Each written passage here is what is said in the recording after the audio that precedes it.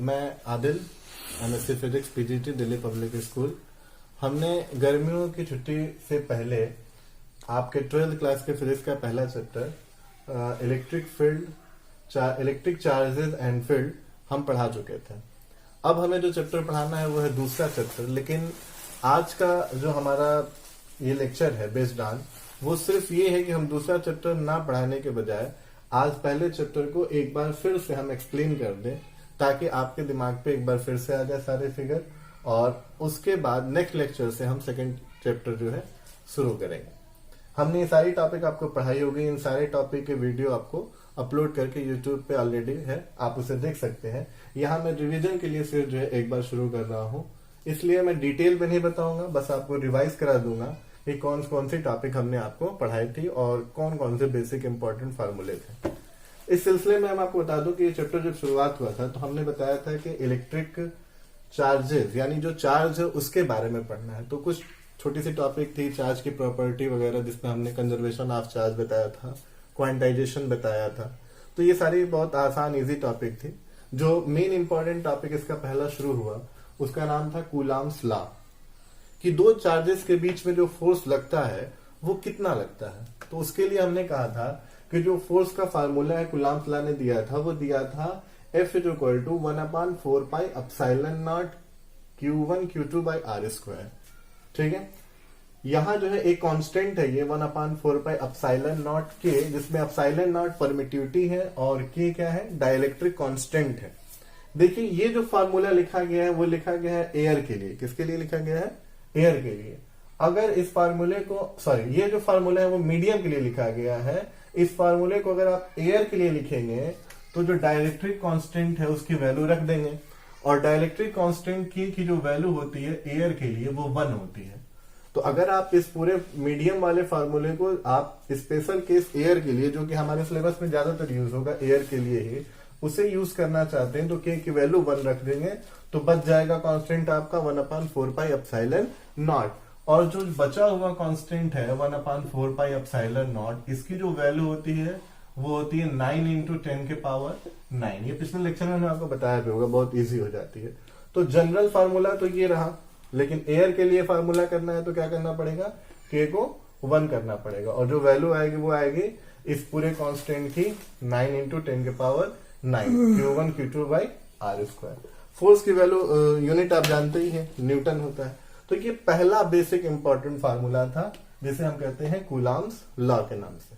ठीक है, इसके बाद हमने पढ़ाया होगा, जो कि मैं यहाँ डिस्कस नहीं कर रहा हूँ, Coulomb's law in vector form. आप देखे होंगे कूलॉम्ब फोर्स और ग्रेविटेशनल फोर्स के बीच में रिलेशन और जो अंतर है वो सारी चीजें हमने आपको पिछले लेक्चर में बताई थी। यहाँ वो सारी चीजें डिस्कस नहीं करते हुए आगे हमने आपको एक इंपॉर्टेंट टॉपिक पढ़ाया था जिसका नाम था इलेक्ट्रिक फील्ड इंटेंसिटी। किसी चार्ज की उसके अराउंड जो पूरा एरिया है जहां पे उसका फील्ड है, उसमें हर एक पॉइंट पर उसकी इंटेंसिटी, उसकी ताकत कितनी है। और उसके लिए जो जनरल फार्मूला होता है वो होता है E = F/Q0। Q0 जिसे हम टेस्ट चार्ज भी कहते हैं, और बड़ा ही अच्छे से हमने आपको टेस्ट चार्ज के बारे में बताया था कि टेस्ट चार्ज हम लोग ऑलवेज सपोज करते हैं पॉजिटिव, और बहुत ही निग्लेजिबल चार्ज जिसका खुद का अपना इलेक्ट्रिक फील्ड नहीं होता है। तो जो electric field intensity general formula है वो है F/Q0। अब अलग अलग सिस्टम के लिए अलग अलग तरीके से आप निकालेंगे। जैसे हमने 3 सिस्टम, हमेशा मैं कहता हूं आप अपने फिजिक्स के पहले चैप्टर में 3 सिस्टम हमेशा जानिए। अब आप फर्स्ट ईयर में भी, जब मैं आपको पढ़ा रहा था इंटर फर्स्ट ईयर में मोमेंट ऑफ इनर्शिया जो चैप्टर था आपका, उसमें भी मैंने ये सारी चीजें डिस्कस की थी कि 3 तरह का सिस्टम, एक point system, discrete system, continuous system. Point system में सिर्फ आप एक चार्ज के बारे में सोचेंगे, और डिस्क्रीट में कि 2-3 चार्ज एक दूसरे से दूरी पर है, और कॉन्टिन्यूअस सिस्टम में आप सोचेंगे कि आपके सामने एक बॉडी है, जैसे आप एक प्लेन शीट ले लें, उस पर ढेर सारा चार्ज रख दें। अब अगर आप पॉइंट चार्ज की बात करेंगे तो पॉइंट चार्ज से जो इलेक्ट्रिक फील्ड इंटेंसिटी है उसका जो फार्मूला होता है वो होता है 1/4 पाई एप्सिलॉन Q/r²। ये होता है इलेक्ट्रिक फील्ड इंटेंसिटी का formula due two point charge. अब अगर मैं कहूं डिस्क्रीट चार्ज यानी 2-3 चार्जेस है, तो हमने आपको बताया कि इलेक्ट्रिक फील्ड जो है वेक्टर क्वांटिटी है। तो अगर मैं कहूं कि 2 जगह से निकालना है, यहां पे भी चार्ज है और यहां पे भी चार्ज है, तो इन दोनों की वजह से जो इलेक्ट्रिक फील्ड है उन दोनों को क्या करना पड़ेगा, जोड़ना पड़ेगा। और किस नियम से, वेक्टर लॉ से। नॉर्मल सिंपल अलजेब्रा से, ऑर्डिनरी अलजेब्रा से नहीं जोड़ा जाएगा इलेक्ट्रिक फील्ड। जोड़ने के लिए कौन सा लॉ यूज किया जाएगा, हम लोग यूज करेंगे जोड़ने के लिए वेक्टर लॉ। ठीक है, तो उसे वेक्टर लॉ से, इसलिए डिस्क्रीट सिस्टम जितना भी हो, वो आप 4 हो 5 हो, आपको दे दे कि एक स्क्वायर है, यहाँ पे Q1 है, यहाँ पे Q2, यहाँ पे Q3, यहाँ पे Q4 सेंटर पे बताना है। तो यहाँ से इसकी वजह से इन दोनों को वेक्टरली जोड़िए, उसके साथ इसको कीजिए, फिर इसको कीजिए, चारों का वेक्टर सम यहाँ पे इस पॉइंट पे जो होगा वो नेट इलेक्ट्रिक फील्ड होगा ड्यू टू इन चारों चार्ज की वजह से। तो आपकी बात हो गई electric field intensity, point charge ये हो गया। डिस्क्रीट चार्ज में आपको एक तरह से आपको मैंने बताया कि सवाल होगा 2-3 जितने भी चार्जेस होंगे अलग अलग दूरी पे रखे गए होंगे उनको वेक्टरली जोड़ना होगा। और तीसरा होता है कॉन्टिन्यूअस सिस्टम, जिसके लिए आपको इंटीग्रेशन करना पड़ेगा इंटीग्रेशन की मदद से। तो वो जो आगे आएगा इसी चैप्टर में, तो मैं आपको बताऊंगा कि इंटीग्रेशन के बजाय हम एक दूसरा हेल्प लेते हैं गॉस थ्योरम का, और उससे उसे सॉल्व करके इलेक्ट्रिक फील्ड निकालते हैं। जब आगे आएगा तो हम बताएंगे। नेक्स्ट टॉपिक हमने आपको पढ़ाया था इलेक्ट्रिक डाइपोल या डाइपोल मोमेंट। इलेक्ट्रिक डाइपोल एक सिस्टम है, दो इक्वल एंड अपोजिट चार्ज बहुत ही स्मॉल डिस्टेंस पे अगर सेपरेटेड हो तो हम उन्हें कहते हैं क्या, इलेक्ट्रिक डाइपोल। जैसे कि आप NaCl, मैं कहूं NaCl, आप NaCl देखेंगे, Na है, ये Cl है। तो NaCl दो इक्वल एंड अपोजिट चार्ज होते हैं, क्योंकि इसका इलेक्ट्रॉन जो है ये इसका इलेक्ट्रॉन Cl के ऊपर चला आता है, तो ये एक पॉजिटिव हो जाता है, ये नेगेटिव हो जाता है। दोनों पे चार्ज बराबर होते हैं और बहुत ही कम दूरी पे होते हैं। तो इस सिस्टम को हम कह सकते हैं क्या, यही आपका सिस्टम जो है वो कहलाता है इलेक्ट्रिक डाइपोल। अब इस डाइपोल का एक डाइपोल मोमेंट होता है, जिसका फार्मूला होता है dipole moment is equal to Q into 2A। ये 2A क्या है, 2A दोनों चार्ज के बीच की दूरी है, उसे A ना लिखकर हम लोग क्या लिखते हैं, 2A, क्योंकि बाकी इक्वेशन सॉल्व करने में 2A लेने से बहुत सारी आसानी हो जाती है, इसलिए हम इसे क्या लेते हैं, 2A लेते हैं। इलेक्ट्रिक डाइपोल मोमेंट एक वेक्टर क्वांटिटी है, इसलिए इलेक्ट्रिक डाइपोल मोमेंट का जो होगा वो डायरेक्शन होगा, और इलेक्ट्रिक डाइपोल मोमेंट का जो डायरेक्शन होता है वो -Q से +Q की ओर होता है। ठीक है, इलेक्ट्रिक डाइपोल मोमेंट से ही आगे रिलेटेड एक आपका हो जाता है कि अगर हम ये कहें कि इलेक्ट्रिक डाइपोल मोमेंट भी तो एक दो चार्ज का सिस्टम है जिसे हम डिस्क्रीट सिस्टम कह सकते हैं, तो इस डिस्क्रीट सिस्टम की वजह से भी तो इलेक्ट्रिक फील्ड निकाला जा सकता है। तो अगला आपका जो टॉपिक है वो यही है कि electric field due to dipole. लेकिन ये नहीं कि हर जगह निकालना है, दो स्पेशल केस आपके सिलेबस में है, एक है एक्सियल पॉइंट, दूसरा है equatorial point. What do you mean by axial point, that means आप एक जो आप ये इलेक्ट्रिक डाइपोल है इसी स्ट्रेट पर लाइन एक खींच दीजिए और इसी को मिलाते हुए जो सीधी लाइन है ये कहलाएगी आपकी क्या, एक्सियल लाइन। अब इस लाइन पर कहीं भी आपको इलेक्ट्रिक फील्ड निकालना हो तो जनरल हमने एक फार्मूला निकाला है यहाँ P पॉइंट पर, जो इलेक्ट्रिक डाइपोल से R दूरी है, जो दूरी लेंगे वो कहां से लेंगे, मिडिल पॉइंट से लेंगे R दूरी पर। तो जो इलेक्ट्रिक फील्ड का फार्मूला निकल के आएगा वो फार्मूला है 1/4πε0 2p/r3। P क्या है आपको मालूम होना चाहिए, ऊपर Q इंटू 2A। ठीक है, तो जो इलेक्ट्रिक फील्ड निकल के आती है वो भी निकल के आती है, जो डायरेक्शन आता है निकल के इलेक्ट्रिक फील्ड का, देखिए इस इलेक्ट्रिक डाइपोल के लिए डाइपोल मोमेंट का डायरेक्शन उधर, और इलेक्ट्रिक फील्ड का भी जो डायरेक्शन निकल के आता है उधर ही निकल के आता है। तो इलेक्ट्रिक फील्ड और डाइपोल मोमेंट का डायरेक्शन सेम होता है, इसलिए डाइपोल मोमेंट के ऊपर कैप लगाकर हम छोड़ देते हैं, जो ये बताता है कि इलेक्ट्रिक फील्ड का डायरेक्शन डाइपोल मोमेंट की तरफ ही है। अब ये तो था एक्सियल। अगर हम बात करें इक्वेटोरियल की, तो इक्वेटोरियल में क्या होगा, इक्वेटोरियल देखिए एक्सियल होता है कि उसी चार्जेस को आप सीधे एक लाइन खींच दीजिए, इक्वेटोरियल होता है कि दोनों चार्जेस के मिडिल पॉइंट से परपेंडिकुलर लाइन ड्रॉ कीजिए, उसे हम कहेंगे इक्वेटोरियल पॉइंट और इक्वेटोरियल एक्सिस, और उस पर कहीं पे भी आपको निकालना है। तो जनरली समझिए कि हमने परपेंडिकुलर करके R दूरी पर एक पॉइंट P ले लिया, कितनी दूरी पर, R दूरी पर। अब इस पॉइंट पर हमको क्या निकालना है, इलेक्ट्रिक फील्ड निकालना है। डिराइव हमने किया था पिछले लेक्चर में, और वो फार्मूला निकल के आया था E = 1/4πε0 P/R3, और P कैप माइनस क्यों लगा है, बड़ा इंटरेस्टिंग बात है। यहाँ पे जो इलेक्ट्रिक डाइपोल मोमेंट का जो डायरेक्शन है वो इधर है, क्योंकि इलेक्ट्रिक डाइपोल मोमेंट का डायरेक्शन मैं आपको बार बार कह रहा हूं -Q से +Q, तो वो इधर है। लेकिन जो यहाँ इलेक्ट्रिक फील्ड का डायरेक्शन निकल के आता है वो अपोजिट निकल के आता है, इसलिए डाइपोल मोमेंट के कैप के साथ हम क्या लगा देते हैं, नेगेटिव लगा देते हैं। तो जो इलेक्ट्रिक फील्ड के डायरेक्शन की वैल्यू, जो वैल्यू आती है मैग्नीट्यूड की अगर बात करें तो माइनस हटा भी सकते हैं, ये भी हटा देंगे तो 1/4πε0 p/r³। लेकिन वेक्टरली बात करना चाहे डायरेक्शन के साथ तो माइनस लगा के पी का कैप लगा दिया जाता है। ठीक है, हाँ। तो हमने जो है अब हमें पढ़ना है torque on a dipole in a uniform electric field. तो पहली बात कि आपको टॉर्क का मतलब पता होना चाहिए कि टॉर्क होता क्या है। 11th क्लास में हमने आपको टॉर्क का मतलब बताया था कि टॉर्क का notation F into are, vectorially हम लोग लिखते हैं R क्रॉस F, इसे बोलते हैं टॉर्क। यानी टॉर्क के लिए एक फोर्स चाहिए और उसकी परपेंडिकुलर जो दूरी होती है वो चाहिए। तो अगर हम किसी डाइपोल को अगर हम किसी इलेक्ट्रिक फील्ड में रखते हैं तो उस पर, इस चार्ज पर प्लस के ऊपर और माइनस के ऊपर दोनों पर फोर्स लगता है।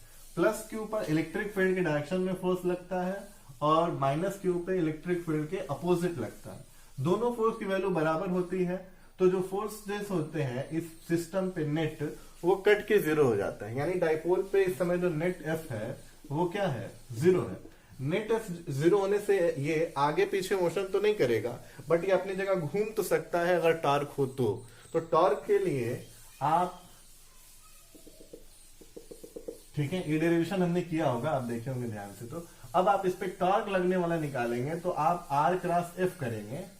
जब आप आर क्रॉस एफ निकालेंगे तो आपको जो वैल्यू निकल के आएगी टॉर्क की, वो निकल के आएगी पी क्रॉस ई।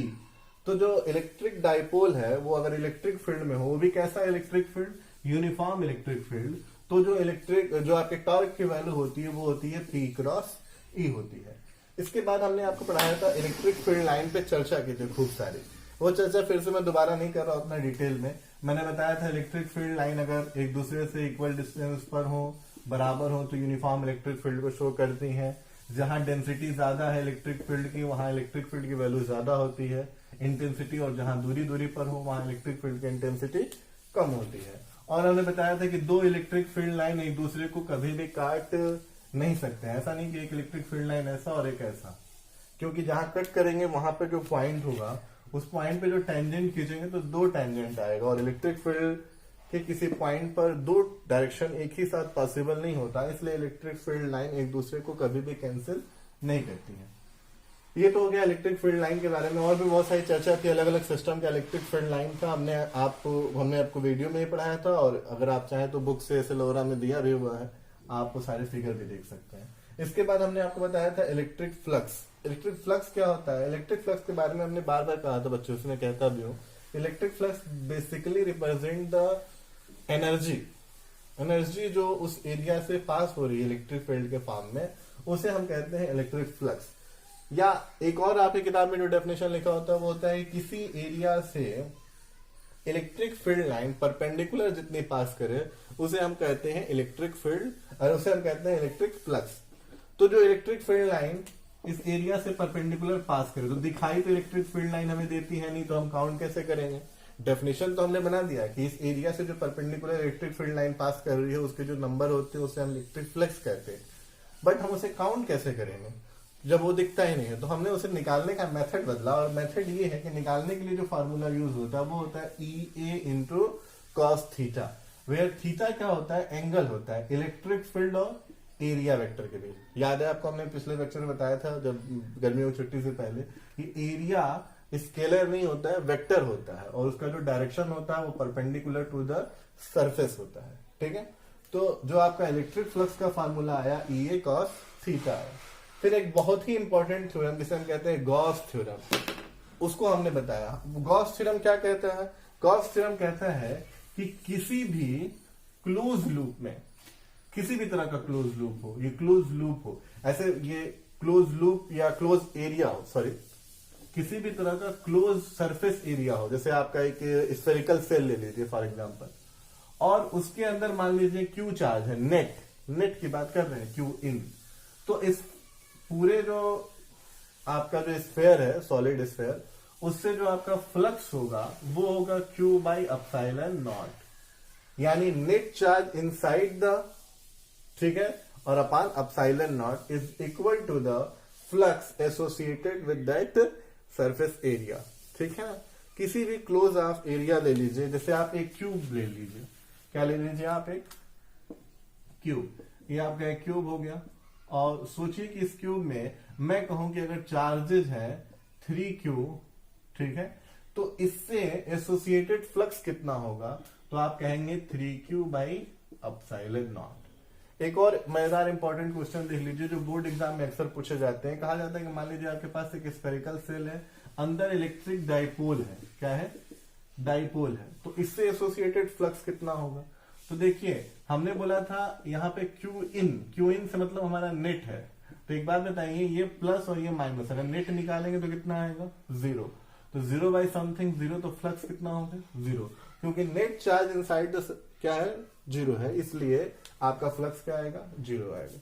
तो गॉस थ्योरम भी एक बहुत ही इंटरेस्टिंग थ्योरम है और बहुत ही इंपॉर्टेंट है और हमारे लिए बहुत हेल्पफुल है, क्योंकि हमने आपसे भी बताया था कि इलेक्ट्रिक फील्ड निकालने के लिए आपको कॉन्टिन्यूअस सिस्टम का इंटीग्रेशन करना पड़ता है, लेकिन यहां पर इंटीग्रेशन के बजाय आप गॉस थ्योरम का हेल्प करेंगे तो कुछ सिस्टम, जैसे electric field due to different system, अलग अलग सिस्टम है, उनका इलेक्ट्रिक फील्ड बड़े आसानी से निकल जाता है।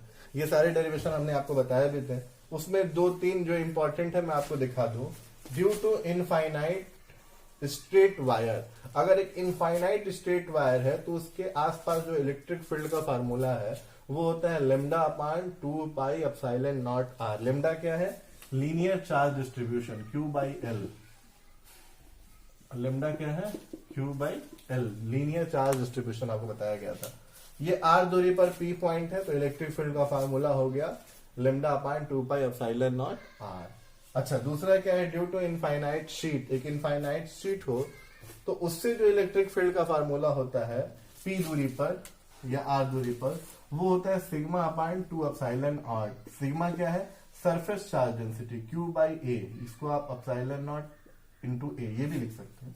एक बहुत इंपॉर्टेंट इंटरेस्टिंग बात आप देखें, इसमें R है, इसमें R नहीं, इसमें जो है सब कांस्टेंट है, इसमें जो है वो R, इसमें जो है वेरिएबल है, यानी इसमें जो इलेक्ट्रिक फील्ड की वैल्यू अलग अलग अगल बगल है, आप दूरी बदलेंगे तो इलेक्ट्रिक फील्ड की वैल्यू क्या होगी, बदलेगी। लेकिन अगर इसमें आप दूरी बदलेंगे तो अलग दूर तक जाए, इधर जाए, तो इलेक्ट्रिक फील्ड क्या रहेगा, कांस्टेंट, यानी यूनिफॉर्म इलेक्ट्रिक फील्ड बनता है किसके आसपास, ड्यू टू इनफाइनाइट शीट के पास। और आखिरी जो आपका है ड्यू टू स्फेरिकल सेल, आपका एक स्फेरिकल सेल है। अब इस सेल पे इलेक्ट्रिक फील्ड 3 जगह पूछ सकता है, सेल से बाहर, सेल के सरफेस पे, सेल के अंदर। तो अगर सेल के बाहर हो, यानी ये जो दूरी है वो रेडियस से भी बड़ी हो, तो 1/4 pi epsilon naught Q by r square, ये बड़ी वाली दूरी ली जाएगी। अगर सरफेस पे पूछे तो 1/4 pi epsilon naught Q by r square है, वही रेडियस हो जाएगा, वही दूरी भी हो जाएगी। लेकिन अगर अंदर कहीं पे भी पूछे, इनसाइड कहीं पे भी पूछे, तो जो इलेक्ट्रिक फील्ड होता है वो क्या होता है, 0 होता है। ये हमने आपको डिराइव भी किया हुआ था। तो ये जो कुछ मैं आपको बता रहा हूं, ये एक तरह से पहले चैप्टर का रिवीजन है। तो हमने लगभग पहले चैप्टर का पूरा रिवीजन आपको कंप्लीट करके बता दिया। अब मैं आपसे ये चाहूंगा कि अब नेक्स्ट डे जब हमारा वीडियो अपलोड होगा तो वो सेकंड चैप्टर स्टार्ट होगा। आपसे रिक्वेस्ट है कि तब तक आप फर्स्ट चैप्टर बहुत अच्छे से रिवाइज कर दें, क्योंकि उसका इस्तेमाल किया जाएगा हमारे सेकंड चैप्टर में। Thank you, good bye.